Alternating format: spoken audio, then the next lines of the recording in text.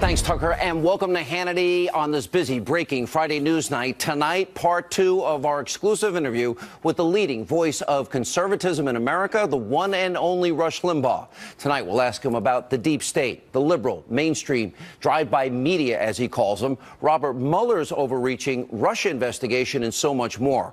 Also, the president's son, Eric Trump, he will join us right here in studio.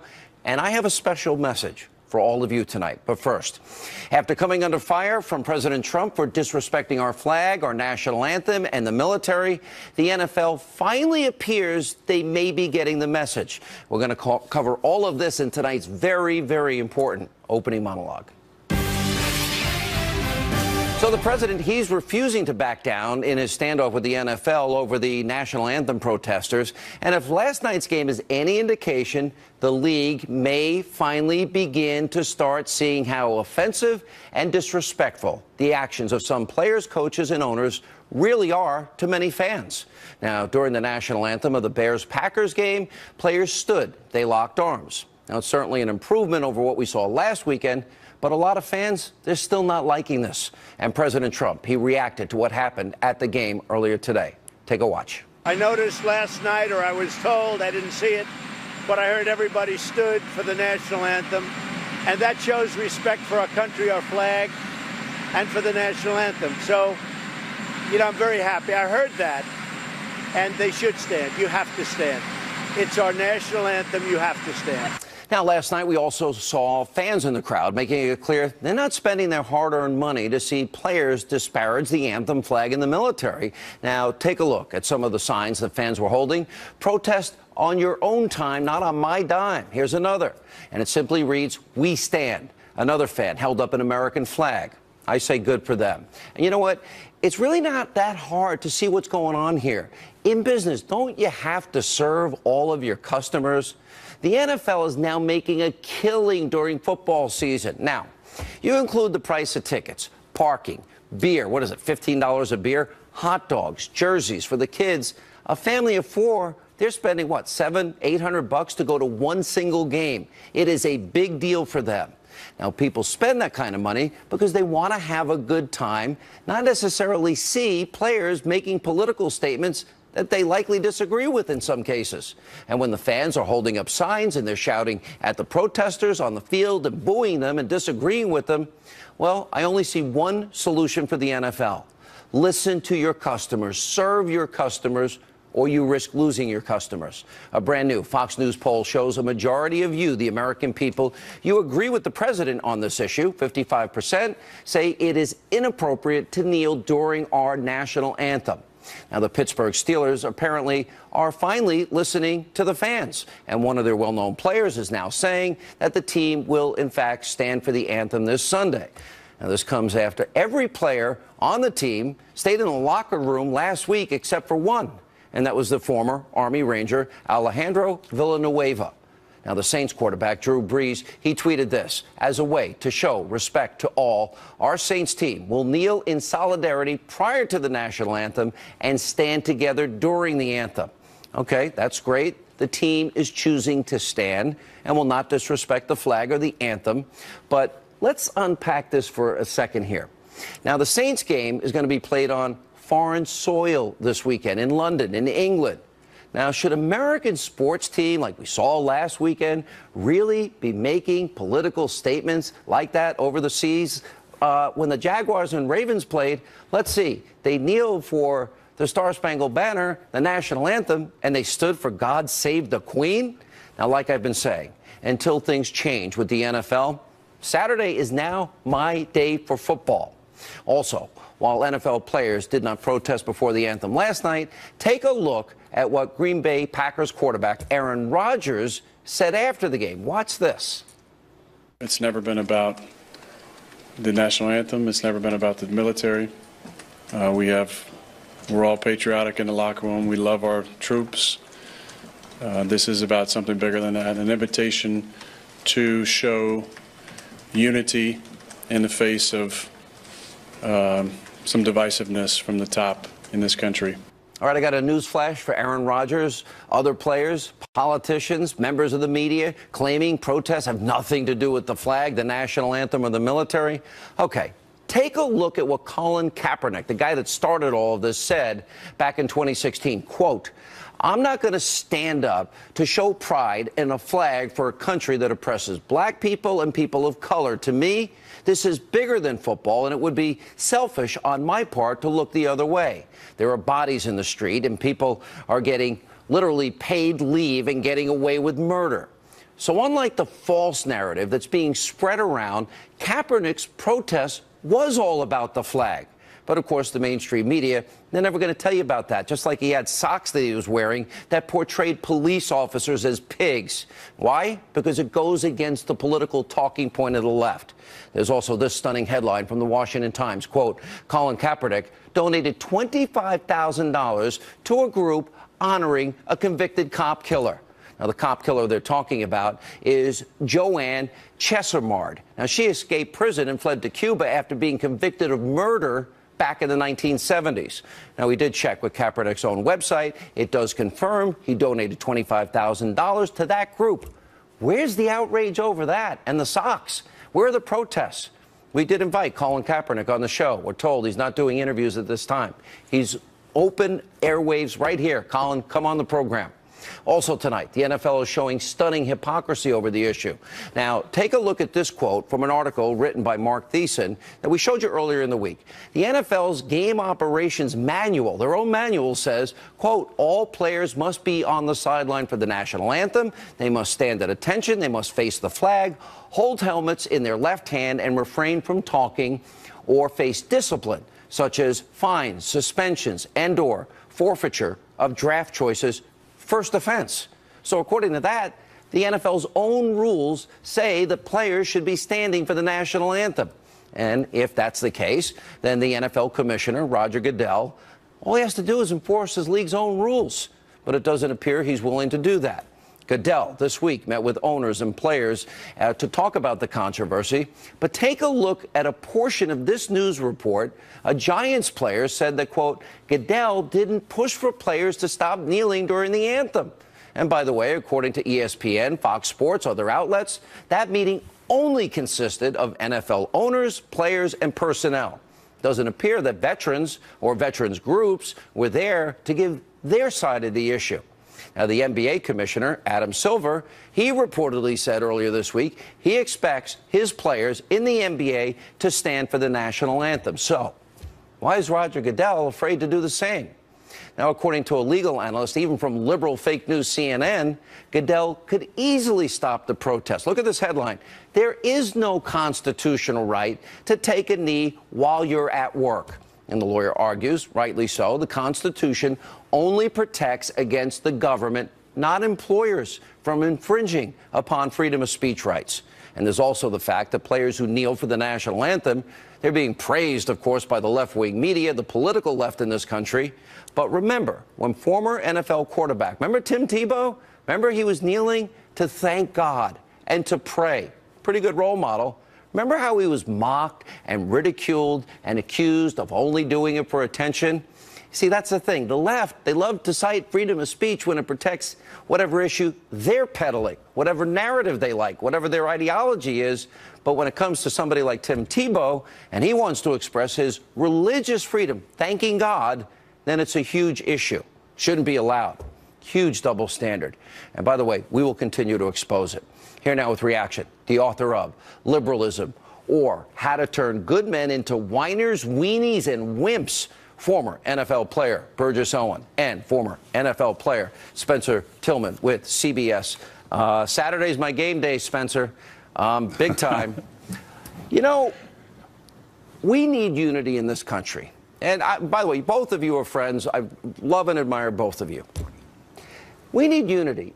And if you're in Afghanistan and you want to watch an NFL game and you're fighting for the right, the average player gets $2.4 million a year and you're making less than 40 grand a year, and you have to see people, you're risking your life, and see people take a knee during the anthem and the flag that you're fighting under, how do you think they feel, Spencer?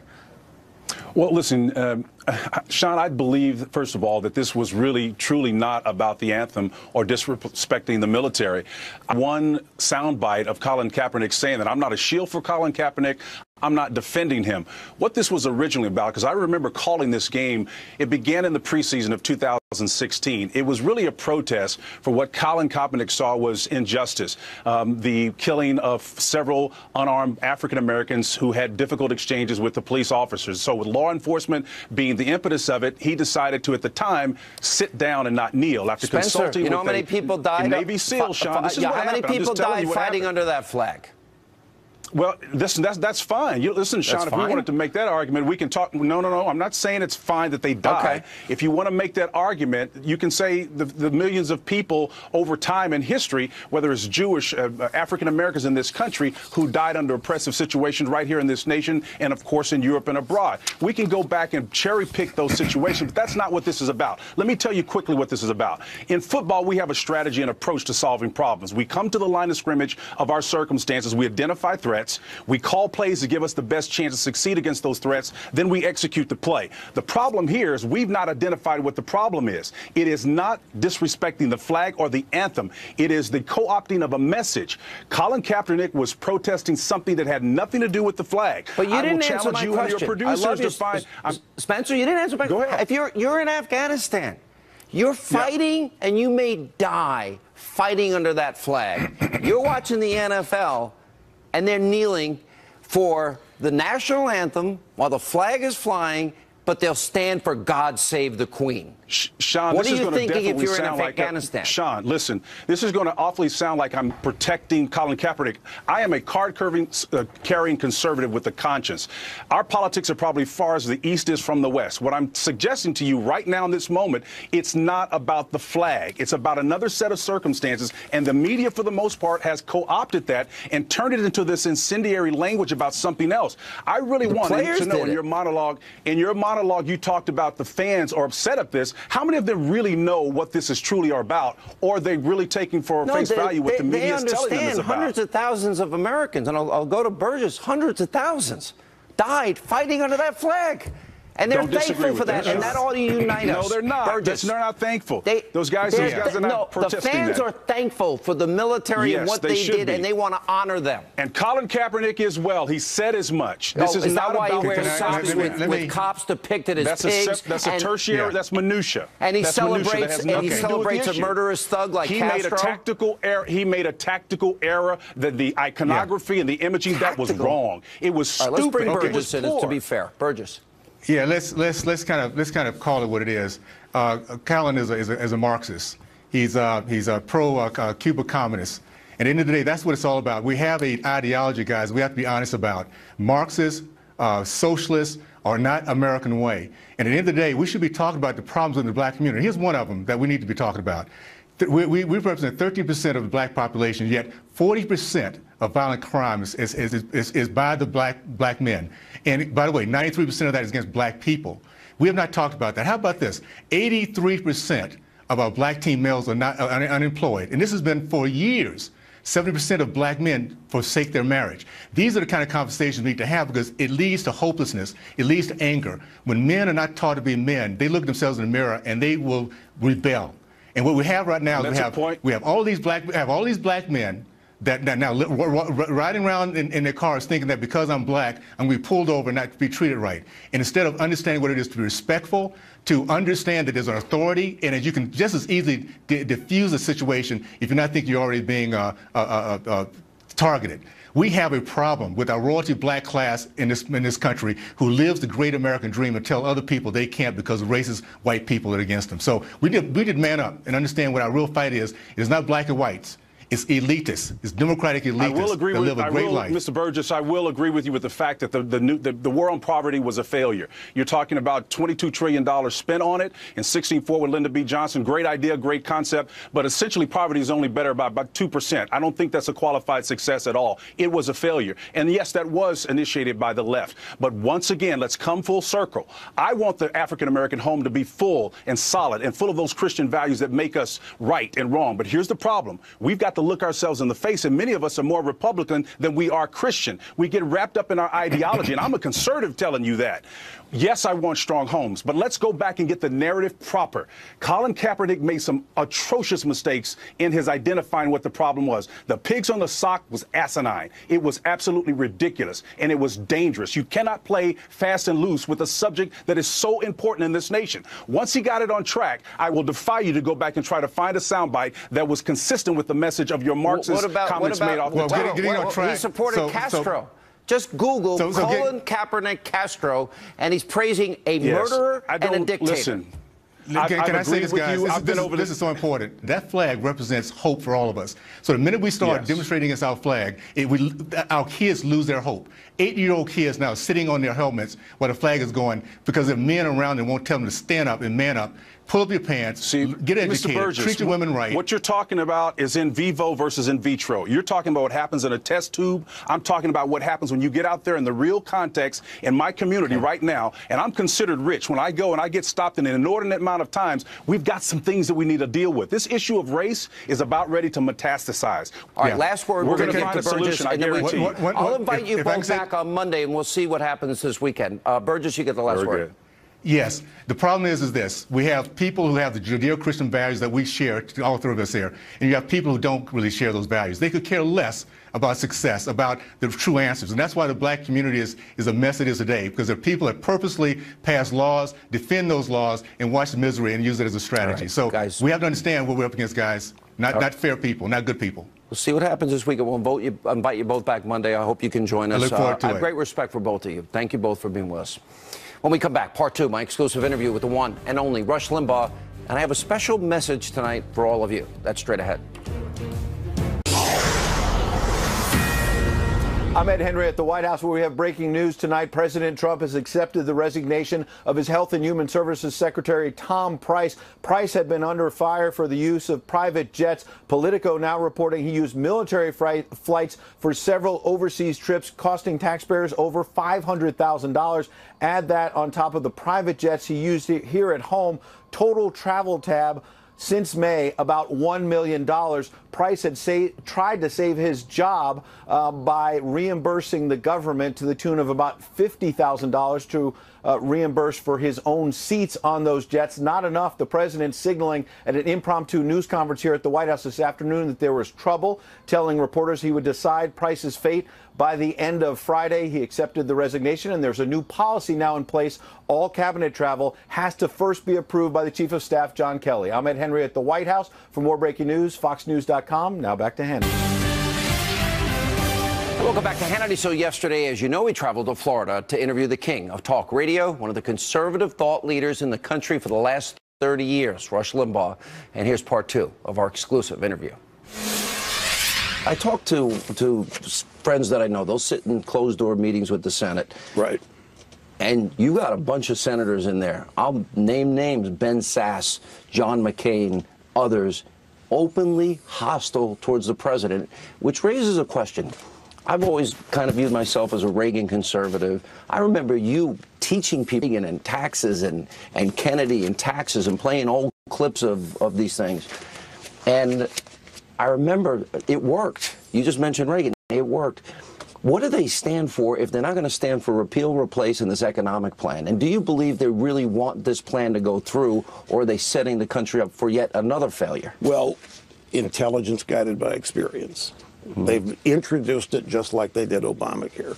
Let's see how tough, how far they take this, how much they fight for it, or whether they just want to try to get the credit for proposing it. But to answer your question, it goes back, I think, to election night. They didn't expect Trump to win, and they weren't prepared for Trump to win, and they're still unhappy that Trump won. And I think the real answer to your question is Washington establishment, both parties.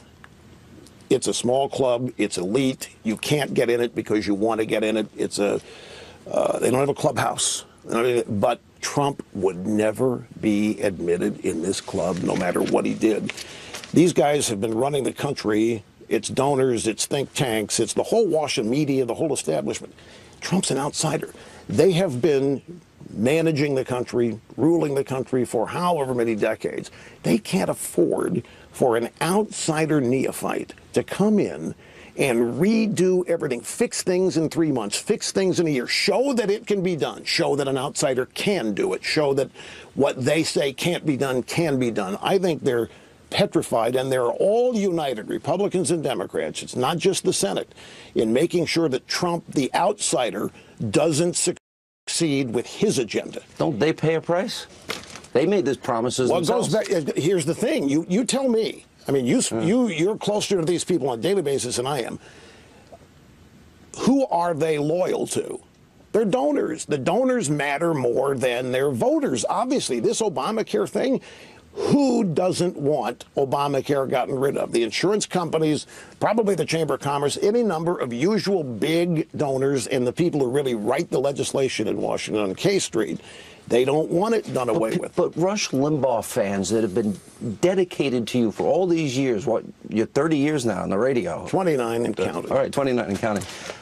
They're listening to this. They got everything they want, House, Senate, and a president that wants to do these things. Right. I'm deflated at times. I'm deflated they couldn't get health care done. I'm like, seriously, after 7 years? You can't get this done? Well, look, I'm deflated too, but I'm more angry about it. But I think I understand it. Look at Alabama. The answer to this is what happened in Alabama in terms of the voters.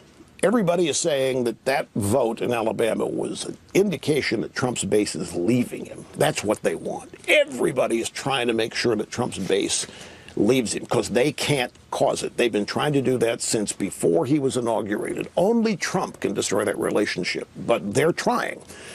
So Trump endorses the wrong guy as far as his voters are concerned. What do? They elect the right guy, but they don't abandon Trump. They had his back on that vote. They are so invested in Trump because he's the only way what they believe can happen. They're not going to abandon Trump. Even when he makes a mistake, they're going to have his back. All these stories, Trump was livid, Trump was angry, maybe so, but he should be very thankful that his voters are sophisticated enough to understand that they're going to do everything they can to help him move his agenda forward. And that's what that Alabama vote was about. I think more than any other person in America, you define conservatism, Reagan conservatism. Now we keep hearing, well, this is nationalism, populism. I look at the president's agenda. I have some disagreements, not many. I think he's got a strong agenda of growth. It would be good for the originalists on the court. Securing the border. You talk about national populism versus conservatism a lot. Do you see his agenda as conservative, national populism? Is there a conflict? I don't think the president is ideological. Yeah. And I've said this a number of times. When he sees Chuck Schumer, he doesn't see the guy we see. He just sees a typical New Yorker, maybe dumb and stupid, but he doesn't see leftist SOB, whoever. He doesn't see that. We see it that way. Yeah. He doesn't see it, but there's not a criticism. I mean, not everybody's ideological. The best definition of populism versus conservatism is his tax plan. This tax plan is pure populism. It is put together on the belief, which is a Democrat Party belief, that a majority of Americans want the rich punished, or that a majority of Americans want the rich not to benefit when they do. That's a Democrat Party class envy argument. If what I'm told is true, and if the president is the reason upper brackets are not going to get any relief, then it's pure populism. He's simply saying, where is the majority of people that I can get the most support from? And he's making a calculation that there are far more people in middle class than there are in the 1%, which is an easy calculation to make. The conservative, and I don't even mean pure, the conservative philosophy of this across the board, no class envy, talk about how great America is, talk about how this will spur economic growth, which will benefit everybody. You don't make victims out of some and demons out of other. You look at the country as one giant economic engine that you have to ignite. But if you're going to leave people out of your primary effort to cause growth, then that's populism. That's not conservative. Individual Trump policies, the immigration, he's instinctively conservative on a lot of things. whether he sits in his office and says, I'm going to go conservative on this. I don't think that happens. His instincts, his heart, 95% right there. I agree. So really, if you go to 7 brackets to 3, you simplify the tax code, 15, 20% corporate rate, repatriation. I love his energy plan, energy independence. That's going to create a lot of jobs, in my opinion. And so the real missing ingredient is he's just bought into, well, we have to still tax the rich more. They've got enough. That's the missing part of, say, the Reagan formula. Right. Well, but see, that's a liberal argument, that they've got enough. Whose business is it to decide who has enough? When especially you're going to say we have to find a way to pay for this. Who's we? Government? Why can't government do with $1 less next year? When they demand more from us, we can't say, no, we can't afford it. Out of here. They demand it. They take it. They got a giant collection agency. They never do it. Sean, we have however many years that you and I have been doing this. The budget's never gotten smaller. The deficit over time has been up and down, but the national debt keeps growing. It doesn't matter which party's in power. 535 people, and however many people in the bureaucracy, are ruining this country. Not us. We're doing our best. We're doing everything we can. We elect the people we think, based on what they say to us, are honest and agree with us. But at the end of the day, all of this rhetoric about reducing the deficit, reducing the national debt, making government smaller, more efficient, it never happens. And when we come back, a lot more with Rush Limbaugh. We'll talk about the deep state. And later, Eric Trump is here tonight, this Friday Breaking News Night.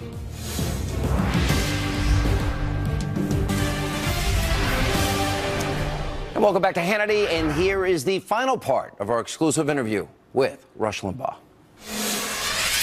You're a student of history. You're a student of politics. You live, eat, and breathe this. Have you ever seen deep state leaks about one a day? The Democrats hate the president. Republicans are weak, and many of them, as you point out, I think they want him to fail. And you got this never-Trumper crowd. And then the media, all aligned against him. Ever seen it this bad? Never. Never have. People say that Nixon was the object of hatred and derision, and he was. But I have never seen, Trump is really exposing the people that do run or think they run this country, and they are scared to death, and they're angry, they feel betrayed by the election, and what they're demonstrating is they are perfectly willing to get rid of Trump any way they can and overturn the results of an election simply because they don't like it. What do you think the Mueller investigation is? It's a prelude to finding a crime or a misdemeanor that might be impeachable or creating a process crime. You know, I get funny about the Mueller investigation. What I hear, they can't find a crime. There wasn't a crime to start with, as there should have been. What they're finding is crimes on the Democrat side that they're trying to sweep aside. Hillary and the rigged primary against crazy Bernie. That would be, and never forget, folks, Trump runs the Department of Justice right now. And so nothing's over until Trump does something with it. So chin up about that. Yeah, but I've never seen, look at the powerful tools of intelligence, which we need to keep the country safe. Then you got surveillance, you got unmasking, you don't have minimization. Then look at the case of General Flynn, leaking intelligence, a violation of the Espionage Act. A leak a day the president has. Right. That I've never seen that in my life. No, but what happens when everything's been politicized? Intelligence is politicized, no matter what they want to tell us. There's not a thing that the left doesn't try to take control of or influence that does not become politicized. And when that happens, it becomes corrupted. Liberalism corrupts. And the intelligence community, look at what they're doing. They're actually now using whatever, making things up, like the Trump dossier, whatever they can do to force the president out of office or to dwindle support among his voters and supporters. And I just think it's corruption on display, and most of it is coming from big government liberal types. But beyond it also, the establishment itself, I know that's a word that's thrown around, but it is the people that run the country, and you don't know them. We don't know who the leader is. They're not elected. Elected members are part of it, but they're not the power base. The elected people are told what to do. They're given the money and the donations and so forth. All this is being exposed, I think. You said about the president in a speech at the UN, never before has anybody ever spoken this way to the UN. It's never happened by an American president. You got North Korea, I think a real threat. This guy's nuts.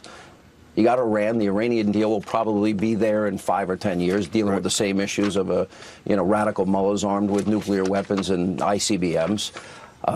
Peace through strength. You believe it. I believe it. How do you view his foreign policy? I think the foreign policy is like everything, most everything else he's doing. I like it because it's unique, it's different, and it's commonsensical. I laughed myself silly. I saw a news story that this little pot-bellied dictator, Kim Jong-un, is so confused by what Trump's saying that he's calling Americans in Washington to help them understand. What's Trump saying? You keep it up and you're not going to exist. You keep it up and you're going to regret it. So this guy calls, what does he mean? What does he mean? And the people he's calling don't know how to analyze Trump either. Trump is a foreign object to these people. Politics is, in one way, so phony. It's the art of not saying what you really mean. Trump comes along, says what he means, and then doubles down on it. And that's why people around the country are cheering and standing up. He talks the way they do, not in diplo speak or political speak. And he just gets in, gets it, and gets out. And all of that is intimidating, I think, and all of it because it upsets the natural order things, the way politics is talked about in community, and foreign policy especially. I love it when I think about all these people. State Department Trump says to the North Korean guy, you keep it up, and you don't exist. Shivering.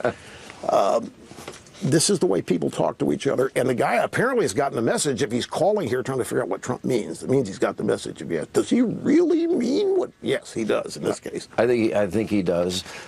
I work in the media, and I honestly feel, at least on cable TV, I'm like an island unto myself right now. Me and some of my colleagues at Fox. Radio, you're more popular than ever, with all the means and devices people can listen to now. You watch media, you've turned over to CNN, you've turned over to MSNBC. The president has taken them on, and I watch it, and it's Rush. They never talk about the forgotten men and women and people in poverty on food stamps that need jobs, what the election in my mind was about. It's Russia, Russia, Russia, conspiracies, outright lies, calling the president a lie. If you said on your radio show half of what is said daily about then-President Obama, the whole left wing in the country would have tried to fire you. Right, and it would have been front page above the fold for a week, two in a row. Years. You know, this is a good point. The media isn't media. What do you think of media? You think of media, they're got people out there looking at things where you're not, and they tell you what happened. That's the news. They don't do the news. There is no news. There is the advancement of the Democrat Party agenda, which is get rid of Trump. They're totally devoted to it. The media's just been corrupt by liberalism. Sean, I don't watch CNN, MSNBC. Used to for show prep. I've banned all content from MSNBC on my show. Why promote that garbage? It just makes me mad. I don't watch it. My life is actually, mood-wise, attitude-wise, huge increase for the better by turning off left-wing so-called news at night. I decided to pay people to watch. I'm on at 9 now. I hope you'll watch occasionally. No, I turn on Fox. That's the point. But they're not news. Yeah. They're media. They're agents of, and not just the Democrat Party. I think the media is the force and the power of the left. And the Democrat Party is just an arm of it now. The media is running the agenda and promoting it. My last question. You're going to hate this question. So I'm giving you the heads up. You're not going to like this question. Your TV show is a big hit. When you come on TV, people want to hear from you. You have the highest rated nationally syndicated radio show in the country. Huge audiences without people can listen all sorts of ways. I think people would like to see you on TV. Maybe an hour a week. Would you ever? See, I told you you'd hate it. There's something going on. Everybody is telling me. I have a couple of callers this week. Yeah. Did they call you and you tell them to call me? No, other people. I'm here as an emissary for Fox. You need to be on TV. 1 hour a week. 1 hour. Maybe 2. Well, I'll give you the short answer. I'm totally satisfied with radio. I'm so blessed. I every day pinch myself. over the great things the American people have made possible for me by being in the audience. My TV show was I don't collaborate. I don't know how you do your radio show, but I never have one meeting. I don't have to tell anybody what I'm going to do beforehand. Television, you have to have 3 hours of meetings for a 22-minute show. You have to put everything in order, floor manager, stage manager. Rush, we just changed. I don't have meetings. I have one phone call that lasts 20 minutes. That's it. And what happens in that phone call? You tell them what you're going to do, and 100%. They put it in order, or do they tell you what they want you to do? With all due respect to my producers, I'm telling them where we're going. Okay. And by the way, but they have a good idea. Do you have to stick with it once it's there? No, we change it up to the last second. You've got improv-ability. Oh, absolutely. Well then. Absolutely. Is that a sign of hope? Well, I told you wouldn't like the question, but I do know you. I think people would love it. That's you flatter me. You really, I appreciate that very much. Yeah. I really do. Listen, I know you don't do a lot of interviews. Thank you for being on. No, love your success. The country's learned a lot from you over the years, and as a radio guy, you paved the path.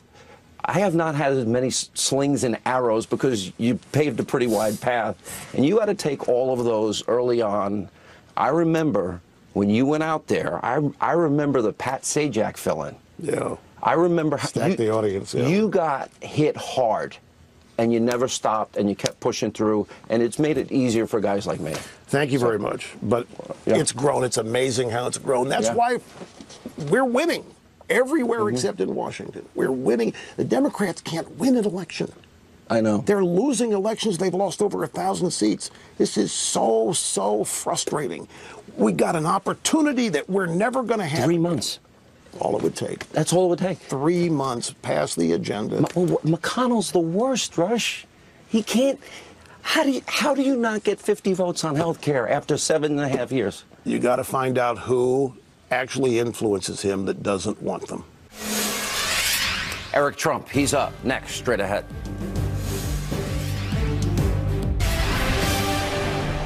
I noticed last night, or I was told, I didn't see it, but I heard every national anthem, and that shows respect for our country, our flag, and for the national anthem. So, you know, I'm very happy. I heard that, and they should stand. You have to stand.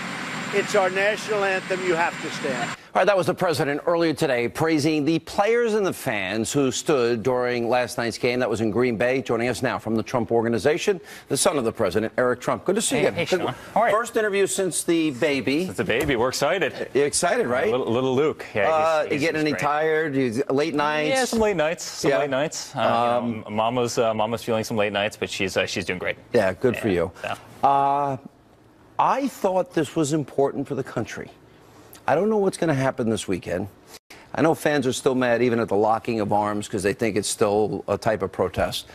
But if we're not going to take a stand here and decide as a country that there's certain things that will unify us, our anthem, our flag, and a remembrance of all those that fought, bled, and died fighting for that flag, under that flag. Sure. Thoughts? I don't mind locking the arms. I don't mind locking the arms at all. I mind kneeling, and my father minds kneeling. And you know, it's one thing I've always said about my father. He'll fight for this country, and this was another great example of him fighting for this country. It's not just fighting for lower taxes. It's not just fighting for, you know, better health care and fighting to have the best military. I mean, he's fighting for something that means a tremendous amount to this nation, to the people of this nation, and that's the American flag, and that's patriotism. And there's plenty of time for protest, all right? But just keep that 1 minute time that it takes to sing the national anthem, keep it sacred. There's another 23 hours and 59 minutes in a day. Keep that minute sacred, and it's really great to see so many teams coming around to this. In so many different ways, it's a win, and I think it was also a defining moment, and in other ways, a great debate for the country to have. Sure. And I think that was the missing ingredient for this was the number of men that fought under that flag and what it meant to them and how much they've given to all of us. Right? And we'll see what happens this weekend. I would hope this is the end of it. And you know what? The American flag stands for everything that's great about this country. Right now, every country has atrocities. Every country has little problems. But America, we are so fortunate as people. I mean, I've traveled all around the world, as you have, and you've seen where real countries have got it wrong. I mean, shoot, turn on the TV. Look what's happening in North Korea. Look at so many countries where people are, you know, starving. I mean, we certainly starving, oppressed. We certainly have certain problems in this country, but we are so blessed on a relative basis. And you know, we should stand and we should celebrate that. And then, you know, when that's over, we can debate our differences, and that's healthy. But, you know, I'm proud of him taking a stand, and I'm proud of him fighting for that flag. I don't think your father is ever going to be managed in the sense that he's ever going to make decisions based on anything other than what his heart and gut tells him. Yeah. And I think that's a missing ingredient what people don't know about your father. Because he's not a politician. Yeah. He's not a politician. I mean, right? I mean, every time you see a politician out there, they choose every single word perfectly. They study these little catchphrases that can apply to any person individually and never get them. I mean, my father goes out there and he speaks from the heart, and that's why he was ultimately elected. I mean, people are sick and tired of the nonsense sound bites. People are sick and tired of political correctness. And quite frankly, people, you know, and that's why government never got anything done. I want to play